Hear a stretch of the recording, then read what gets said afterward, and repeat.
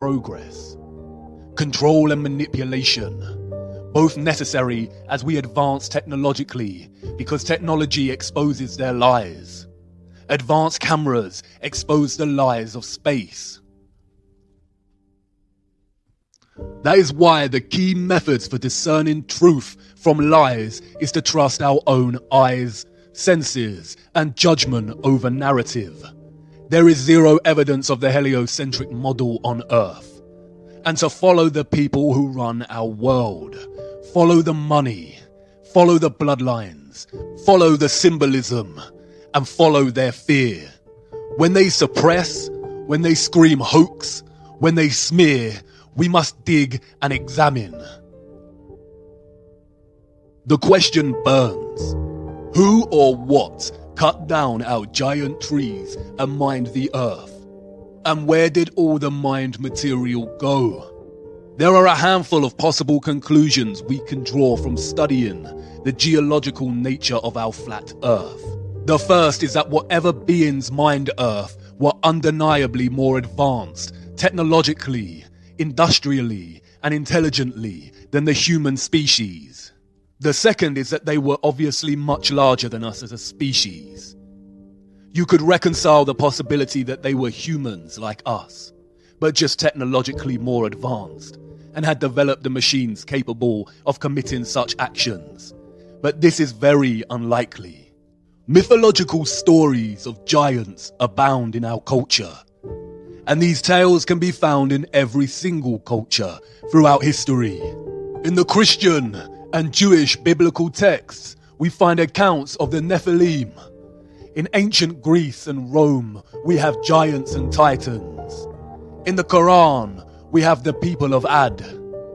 Giants are present in scripture, mythology, oral history, folklore, literature, and movies.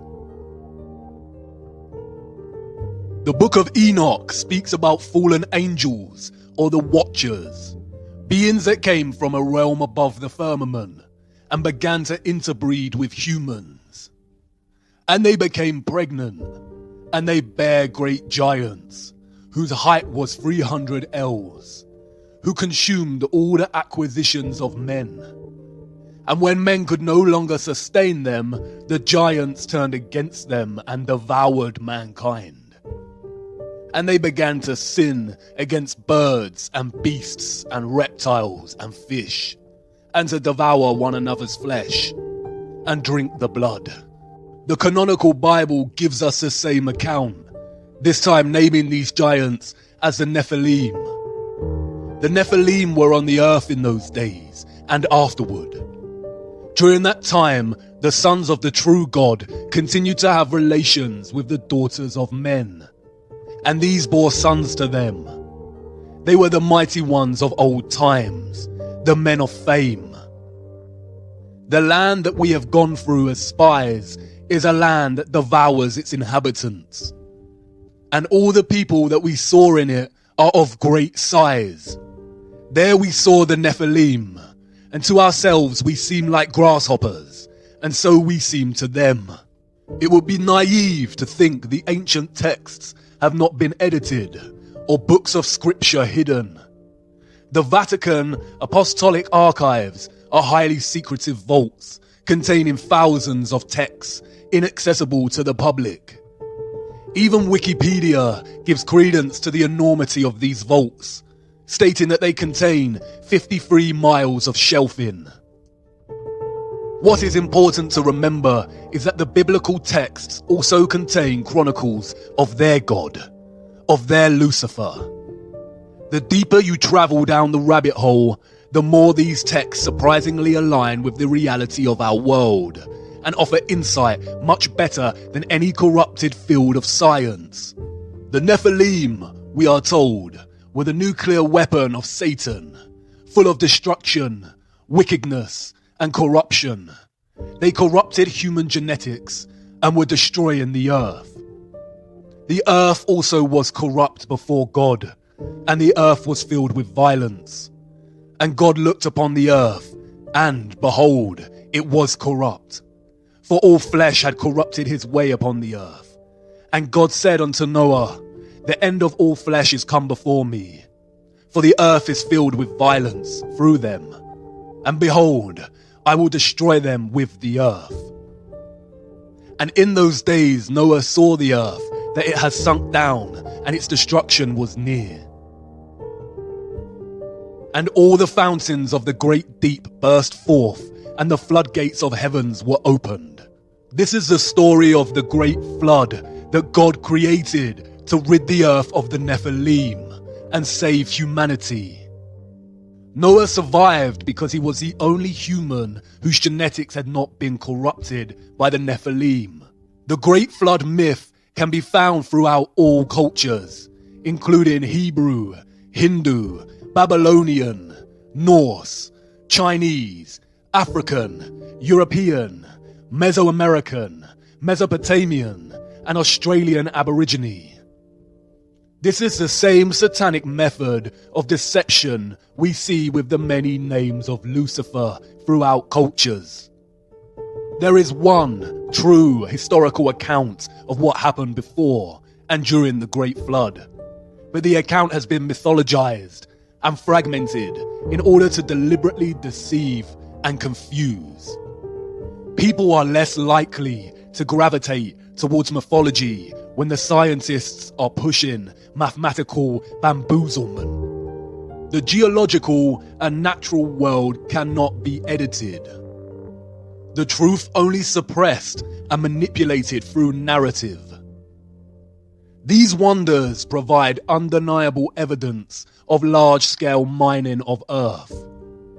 They fear us discovering the anomalies, the pieces of history they cannot cover up or overlooked when creating their false narratives. Advanced cameras prove that there is some kind of water surrounding our firmament above, and the tremendous mining of land under the oceans indicate that at some point in our history, the Earth was indeed sunk down and being destroyed by a species much larger than humans. Impact craters are found everywhere.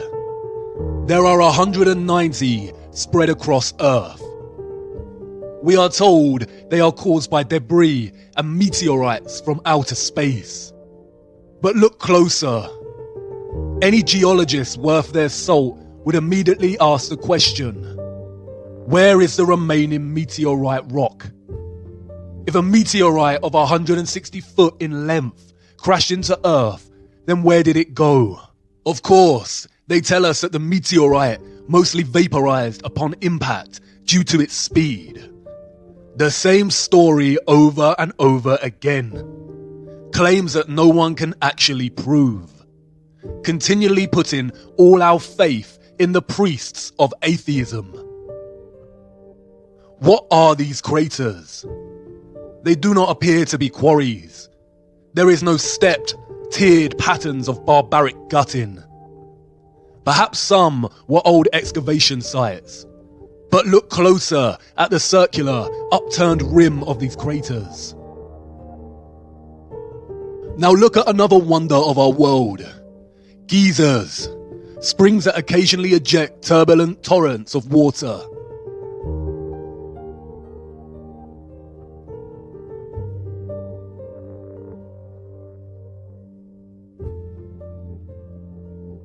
Can you see it? The same upturned edges form from the release of water pressure. There were not oceans on Earth during the Silica Era. It's interesting how some impact craters appear to be flooded, and while others show vegetation growth in the center, most likely from the moisture. As you can see, right in the middle is the opening in which the water comes up from and releases into the air. We can see traces of the old closed opening in the crater.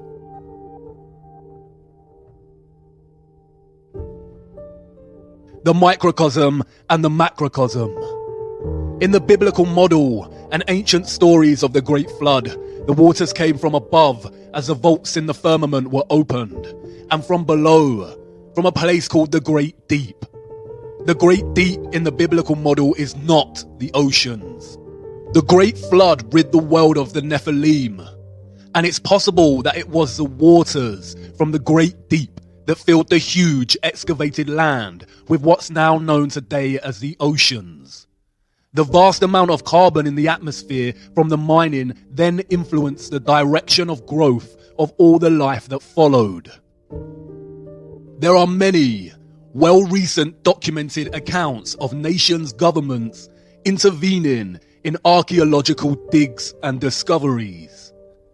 Many have written extensively about findings that directly contradict the mainstream narrative of humanity's historical geological timeline and challenge the Darwinian narrative of evolution. All figures have been victims of extensive media, governmental and scientific smears and desperate attempts to debunk and discredit.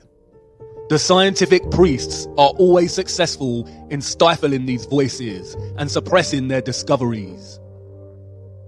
One of the most interesting of these figures is Richard J. Dewhurst, whose book, The Ancient Giants Who Ruled America, The Missing Skeletons, and the Great Smithsonian Cover-Up, examines why the various giant skeleton discoveries made by archaeologists were silenced and erased from the official historical narrative.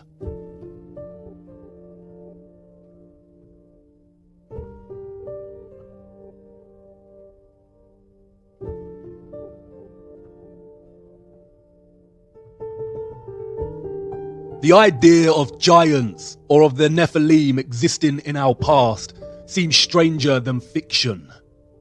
Our satanic matrix programming kicks in, and the immediate reaction is to dismiss. But we have already accepted a very similar natural history, a corrupted half-lie. They've already told us that giants once roamed the earth, but in the form of these. We all know these, and it was a meteorite that supposedly wiped this species out. Can you see how they have corrupted a real truth and told us in their indirect way? Dinosaurs probably did exist, but not in the narrative or timeline they've given us. In a world of enormous silicon trees, there will be so much oxygen in the atmosphere. Because of this, living life would grow to immense heights and sizes. All life back then was a lot bigger than it was today. Because of the oxygen, living creatures would also have lived much longer lives, some for hundreds of years. If giants did once exist, then why lie and hide it from us? Simply because it completely destroys the theory of evolution. It is no secret that Charles Darwin's grandfather, Erasmus Darwin, was a Freemason, as was the entire family's male lineage. Erasmus was not just any Freemason. He was a 33rd degree Freemason, the highest rank of the organization. The number 33 is highly satanic, used throughout their symbolism and rituals. Not only do the numbers produce their beloved 6 when added together, but 33 is also a direct allusion to the age Christ was when he was crucified, always mocking that which directly opposes their God. Darwin's theory of evolution is just that, a theory. The double standards are outstanding. Darwinism has always carried the title, the theory of evolution, just like gravity is the theory of gravity. But their scientific theories are forced upon us from birth and taught in our education systems as truths. When a conflicting theory arises, they are usually classified as conspiracy or pseudoscience. We need to wake up. The fact remains that Darwin's theory of evolution has never been proven. Just like gravity, we do not actually witness evolution taking place. There is literally no evidence of species evolving. We just have to have faith that at some point, millions of years ago, it took place. They have never found the missing link between humans and monkeys, and all subsequent militant work by figures such as Richard Dawkins and David Attenborough is nothing more than satanic programming and propaganda.